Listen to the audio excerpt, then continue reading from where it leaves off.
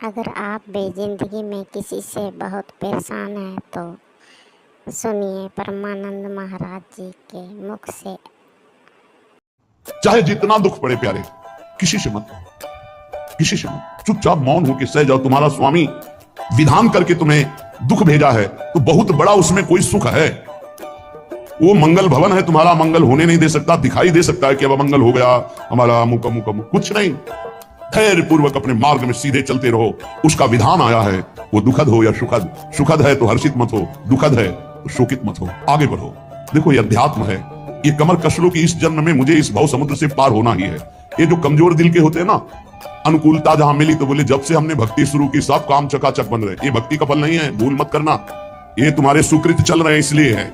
और जिस दिन दुष्कृत का फल आएगा उस दिन भक्ति करते हुए भी कदम रखना मुश्किल हो जाएगा। पग पग पर तुम्हें दुख मिलेगा। इस सिद्धांत को समझ लीजिए तो कभी आप निराश नहीं होंगे, शूरवीर होकर आगे बढ़ते रहेंगे। जो हमारी भक्ति है नई फसल है, और इस फसल की जो आनंद वृत्ति है वो भगवदानंद है, ज्ञानानंद है, अखंडानंद है, प्रेमानंद है। कोई भोगानंद नहीं है, विषयानंद नहीं कि भगवान की बड़ी कृपा जो चाहो भोग मिल गए। ये सुकृतों के फल है। ये सुकृत और दुष्कृत दोनों को यही नष्ट कर दो और निकल चलो भगवान की परम धाम में, जहां नित्य सेवा सुख का आनंद से चर्या ले रही है। श्रीपाद कह रहे संतर्जयस ताड़यन, कोई मुझे बहुत डांटे भर्त्स ना करे और ताड़यन पिटाई भी कर दे, मुझे कुछ कभी शिकायत नहीं करनी प्रभु से।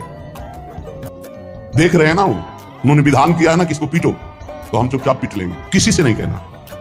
रहीमन मन की मन व्यथा रखिए मन में गोए, सुनिठ ले हैं लोग सब बांटने। इसलिए असंगो हम, असंग किससे कहें अपने दुख सुख की बात। अपना दिल तो दिलवर को दे दिया, जो बीते सो दिल तो उनके पास है, वो तो जाने दुख सुख की बात, हम क्या जाने। हम तो बस आपके हैं। मौन, अपने विषय में न सुख की बात करें न दुख की। मौन, बात करें तो प्रभु की करें, नहीं तो मौन। मान लीजिए अगर ये मौन आप धारण कर लेंगे तो निकल जाएंगे माया से, नहीं तो किसी की निंदा कर देंगे, किसी का ऐसा कटु वचन बोल देंगे, परुख वचन बोल देंगे, भजन छीन हो जाएगा, भजन करने की वृत्ति नष्ट हो जाएगी। जीवन में अगर कोई हमें कष्ट दे रहा है तो हमारा कर्म है, ना कि कोई व्यक्ति। ये बिल्कुल सिद्धांत तक चर्चा समझ लो। वही व्यक्ति जो मुझे द्वेष करता, वही व्यक्ति जो मुझे कष्ट और दंड देता, वही व्यक्ति प्रणाम करके छाती से लगाकर आंसुओं की धारा से अभिषिक्त किया, तो वो व्यक्ति था या कर्म। जब कर्म भोग हो गया तो वही हृदय से लगा के अश्रुधारा से क्षमा कीजिए। बहुत ऐसा नहीं, आप तो बड़ी कृपा की। व्यक्ति कभी कष्ट नहीं देता, मेरा कर्म उसके ऊपर सवार होकर मुझे दंड देता। इसलिए मैं किससे कहूं, अपनी जबान से दांत कट जाए तो किससे कहूं, ये जो दांत, इससे जबान हमारी पीड़ा को किससे कहूं, अब अपने हाथ से चोट लग जाए किसको कहूं। ऐसे सब आत्मस्वरूप हैं, हमारा कर्म ही उनके ऊपर सवार होकर हमें दंड दे रहा। इसलिए भाई श्रीपाद का सिद्धांत जो कह रहे कि अगर भगवत प्रेम प्राप्त करना है तो मुंह बंद। ना कभी वो रूप था, ना कभी वो रूप मिलेगा।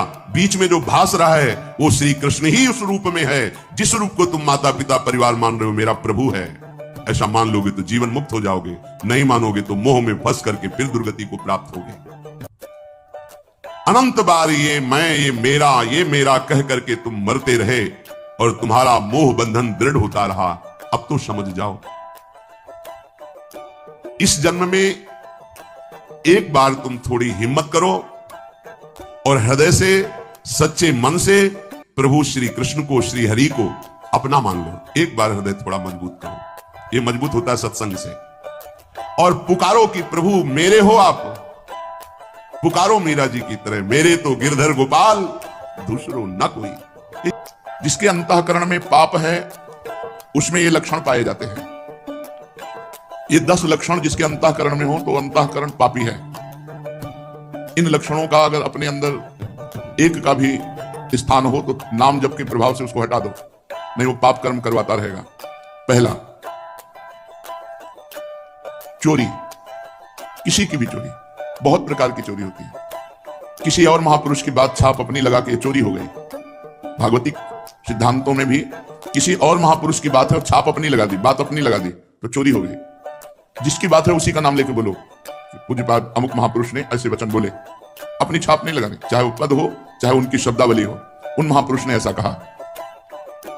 चोरी, दूसरे की वस्तु का, दूसरे के अस्तित्व का अपहरण करना चोरी कहलाता है।